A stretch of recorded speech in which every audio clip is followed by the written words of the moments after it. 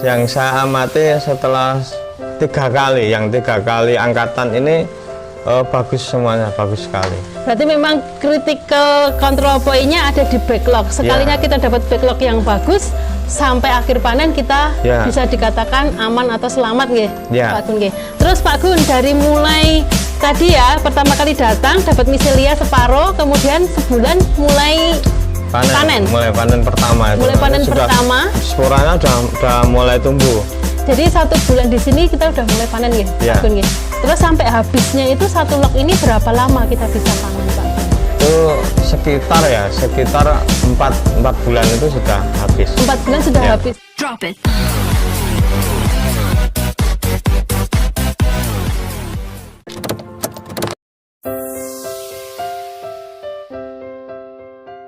Selamat pagi Sobat Tani, kita berjumpa lagi di Pojok Si Manis, Pojok Konsultasi Manajemen Agribisnis Klaten. Dan pada kesempatan pagi hari ini saya sedang berada di Dukuh Bakungan, Desa Bakungan, Kecamatan Karangdowo. Hari ini kita mau bicara banyak atau mengulik tentang budidaya jamur tiram. Dan si manis kita kali ini yang ada di sebelah kanan saya, kita perkenalkan, kita lihat bareng-bareng siapa dia. Mari, monggo Pak. Selamat pagi. Selamat pagi, Mbak. Selamat pagi, Pak. Apa kabarnya? Baik, alhamdulillah baik. Baik, Pak. Minta tolong diperkenalkan. Oh ya. Ya, Pak. Perkenalan, kami saya sendiri Gunawan Samsul Dadi dan biasa dipanggil biasa Pak Gun. Pak Gun, ya. Dan kami bersama dengan ibu-ibu Dukuh Bakungan budidaya jamur tiram. Membudidayakan jamur tiram. Jadi ini dibudidayakan secara kelompok nggih Pak Gun nggih. Jadi tidak hanya menjadi usaha sendiri tetapi usaha bersama dengan ibu-ibu. Nah, Pak Gun ini kok ya yang lainnya ibu-ibu, kok Pak Gun bapak-bapak sendiri. Ada teman bawa lainnya enggak, Pak? Biar kita bagus di. Oh ya, salah satu senjata ya Pak ya itu. Jadi Pak Gun ini menjadi penggerak nggih, penggerak bagi ibu-ibu di Dukuh Bakungan ini untuk budidaya jamur tiram. Awal mulanya dari apa Pak? Ini Pak. Gini Mbak, waktu itu kita kan pertama kali itu sebenarnya adanya Kampung KB di 2017. Berawal dari kegiatan Kampung KB 2017. Ya, waktu itu kan kita bingung, kita mau cari apa ya, kita mau nanam terus mungkin ke budaya ikan, budaya lele. Ternyata setelah kita studi banding dengan ibu-ibu ke desa Nglodokan itu Klaten Selatan. Oh iya. Itu kita mulai ada pemikiran, wah sepertinya kita cocok untuk yang jamur tiram ini, karena memang jamur tiram ini tempatnya enggak butuh tempat yang luas, tempatnya tidak perlu luas, dan kalau kita ternak biasanya kita sudah repot, karena ini ibu-ibu kan juga punya pekerjaan. Makanya bagaimana kalau kita aja ngikut yang kemarin kita dibanding, terus di hasil rapat itu akhirnya kita di samping juga kalau pada musim penghujan kita ada tanaman ketahanan pangan sayuran biasanya. Jadi ini berawal dari Kampung KB yang memaksa atau mengharuskan kelompok itu punya seperti inovasi unggulan gitulah. Nah, kemudian dengan berbagai jalan tadi terpilihlah jamur tiram ini. Itu mengawalinya Pak, kan harus memilih lokasi tempat dan lain sebagainya itu. Waktu kita terbesit itu, wah idenya ada, tapi wah tempatnya ngendi ya. Nah ternyata di sini ada tempat yang ya nanti kita nembung bareng-bareng, tempatnya Mbah salah satu warga lah ya. Nah terus di sini kan tempat dulunya untuk tenun ATBM. ATBM. Terus akhirnya kita pinjam tempatnya, katakanlah kita merawatnya dan diperbolehkan. Oh iya, nah. bagus lah. Nah kemudian Pak, jamur tiram ini kan diawali dari jenengan belajar tentang budidaya jamur tiram, kemudian backlognya ini dapat dari mana? Apakah membuat sendiri atau memang beli jadi? Kita waktu pertama kali kalau membuat sendiri waktu itu belum bisa, karena memang gini, kita nyari beberapa produsen, karena satu produsen saja pernah kita uletnya banyak sekali ya, terus nyari produsen lagi, backlog, terus akhirnya ketemu yang ini kita sudah tidak untuk perlakuannya sudah tidak ada ulet, tidak ada, sudah artinya sudah yang bersih atau bagus, siap nih. Jadi memang backlognya masih beli nggih, Pak. Untuk satu backlog ini berapa harganya, Pak? Satu backlog itu kalau sekarang sudah naik dari 2.300 sekarang 2.500 sudah sampai tempat. Oh, 2.500 sudah sampai tempat itu sudah siap dibudidayakan, artinya tidak ada perlakuan kecuali perawatan, penyiraman dan lain-lain. Ini udah bersih steril gitu nggih? Ya, sudah. Jadi datang di sini itu kan ini miselium ini kan yang putih ini separuh. Oh, sudah separuh. Ya, nanti tinggal kita nunggu antara 1 bulan atau ke 1 bulan lah, itu sudah mulai tumbuh. Tinggal nanti cuacanya yang paling menentukan itu cuaca. Ya, karena jamur kan membutuhkan kelembapan khusus nggih, Pak Gun nggih.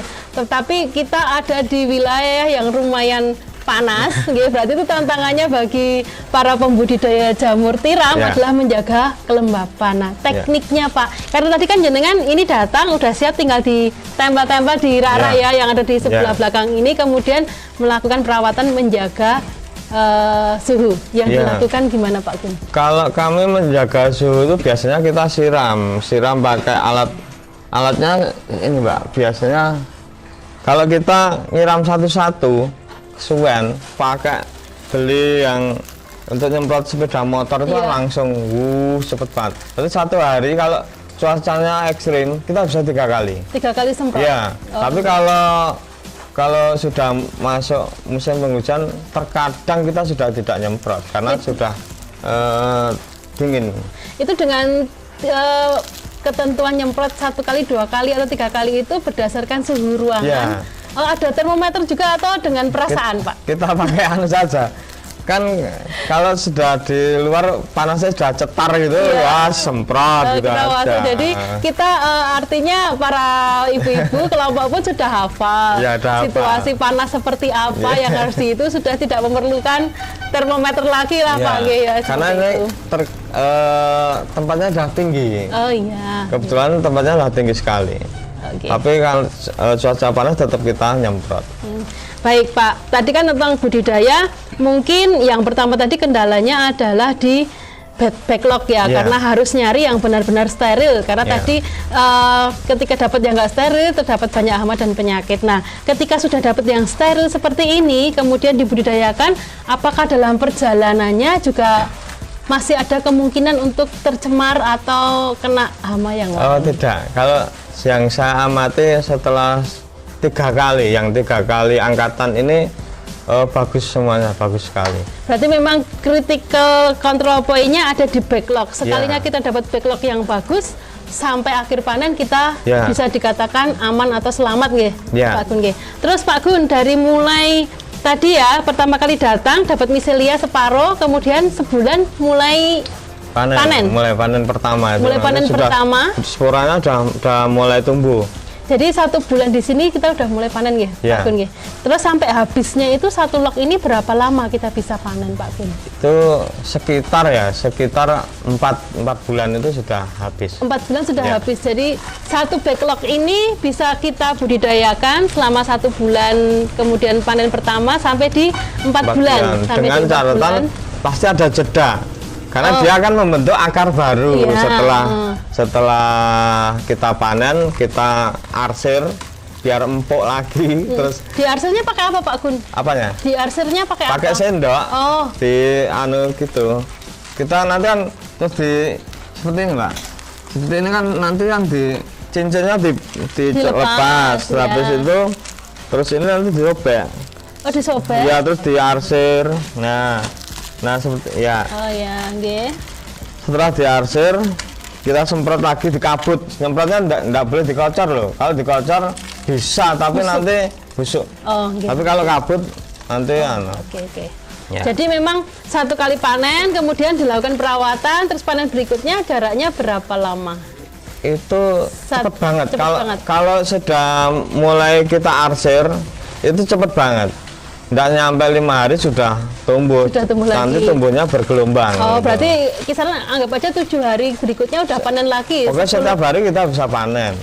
Terus Ya. Pak Gun, ini dalam satu backlog ini apakah keluar jamurnya hanya di satu titik? Apakah ada muncul di titik-titik yang lain? Bisa di belakang sini Oh, bisa bisa. di belakang. Terus kalau yang pertama, kalau pemula itu biasanya takut juga tor pecah gitu segera, wah ngopi ya pecah ya tetap tumbuh. Tetap tumbuh. Jamur itu enggak ngapus tapi tetap tumbuh. Wes ta. Oke, terus kalau maksimal dalam satu backlog ini menghasilkan berapa kilo selama 4 bulan? Satu backlog ini. Satu backlog itu kalau ya 1 kilo lebih, Pak. Lebih lah ya Pak, ini basah Karena soalnya ya. waktu yang kita jual 2.200 backlog itu satu yang sebelah itu kan sudah habis. Itu kita bisa dapat 510 kilo loh. 510 kilo untuk 2.300 backlog itu satu musimnya. kali panen. Ya musimnya anu loh, musim apa jenis kemarau ekstrim loh. Kemarau ekstrim saja Ya. mereka masih bisa panen. Kalau di musim penghujan, wah jamurnya basah, kasihan sing bakule. Begitu timbang sedek mak gelak gitu sih. Terus nanti kalau lebih cepat kempes ya? Kalau yang musim basah itu karena terlalu banyak air ya, Ya, Pak Gun, ya. Memang tantangannya beda musim beda. Beda musim beda. Ya. Berarti untuk jamur memang harus dijaga kelembapan Ya, ruangannya. kuncinya Ngoten nggih, itu. kuncinya itu. Kalau perawatan hariannya Pak Gun, Ya, selain cuma- disiram tadi disisir ya? Ya. Ada perlakuan lain lagi enggak? Cuma itu kalau itu yang aja ya.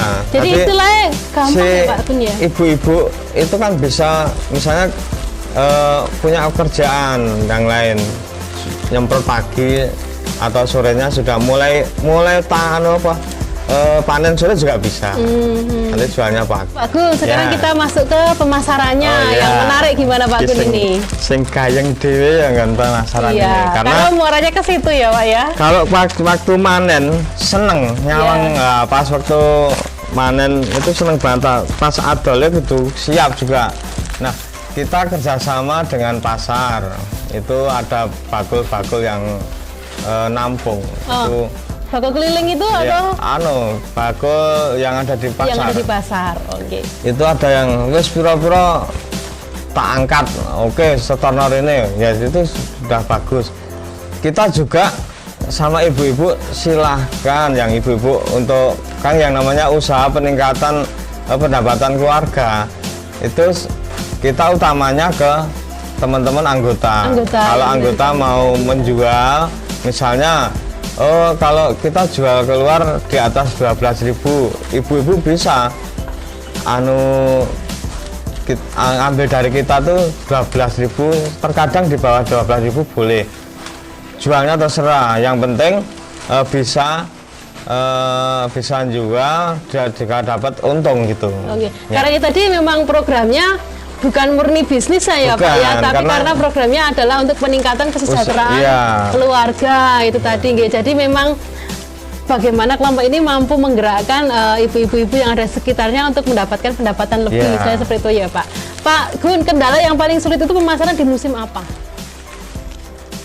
Di musim penghujan. Penghujan itu malah Iya. paling susah untuk Susah. penjualannya ya. Karena sama tinggal eventnya tahun itu apa, misalnya pas musim penghujan nggak ada kegiatan, misalnya tidak masuk liburan seperti ini, Banyak orang mantu juga ya Pak. nah itu angel Agak jualnya susah. Mbak. Oh, gini, Tapi Mas. kalau musim penghujan liburan terus mungkin di musim-musim mendekati musim puasa musim apa?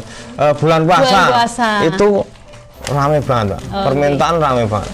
Berarti ini untuk kelompok masih sampai di pemasaran pasca panen saja, Iya. belum melakukan pengolahan pasca panen ya Pak? Pernah, Nggih? Oh, pernah kita dilakukan pernah pengolahan nggih? kita pernah membuat crispy-nya itu, Keripik crispy-nya nggih. terus sosis apa jenenge, sosis dari jamur ada, bakwan jamur ada, crispy sate jamur ada. Itu kita pernah melakukan, tapi sewaktu kita panen dijual mentah saja sudah laku. Jadi kalau harus sampai ke pengolahan kewalahan ya Pak ya. Iya. Ya, nggih. Baik Pak Gun, Pak Gun sendiri merasakan manfaatnya dari membudidayakan jamur tiram ini. Saya minta Pak Gun untuk memberikan semangat Pak kepada sobat taninya Pojok Simanis ini, karena ini kan usaha yang bisa disambi banget lah, saya seperti itu, dan untuk meningkatkan ekonomi keluarga tadi. Monggo Pak Gun, kasih semangat untuk teman-teman Pojok Simanis yang mau budidaya jamur ini sangat mudah sekali, tidak memerlukan waktu yang banyak karena bisa disambi. Tapi kalau sudah memang produksinya besar, memang kita banyak yang harus kita ajak, karena kalau sendiri ya tidak mampu. Nah, makanya kalau untuk yang Anda yang mau budidaya jamur ini gampang banget, murah, dan pasarnya bagus sekali. Pasarnya masih terbuka luas ya, Pak Gun, ya, karena permintaannya masih tinggi dan jenengan belum bisa mencukupi semuanya ya Pak. Betul. Baik Sobat Tani, peluang pasarnya masih luas. Kita bisa untuk berinovasi, bisa disambi, bisa menjadi kegiatan kita bersama. Nah Pak Gun, kalau nanti ada yang ingin kerjasama dengan Pak Gun, entah itu pemasaran atau pengen beli backlognya bareng-bareng, apakah bisa menghubungi Pak Gun? Oh bisa. Bisa ya? Nanti nomor HP-nya Pak Gun kita cantumkan di deskripsi ya Pak Gun ya? Bisa. Kalau yang ada di sekitar Klaten atau di sekitar Karangdawa bisa langsung datang ke Desa Bakungan ini ya Pak ya, nanti ketemu dengan Pak Gun. Mungkin itu yang bisa kami sampaikan hari ini Sobat Tani. Kita nanti bisa berjumpa lagi di Pojok Simanis berikutnya. Pojok Simanis kreatif inovatif. DKPP Klaten, pelayanan prima, petani sejahtera. Salam.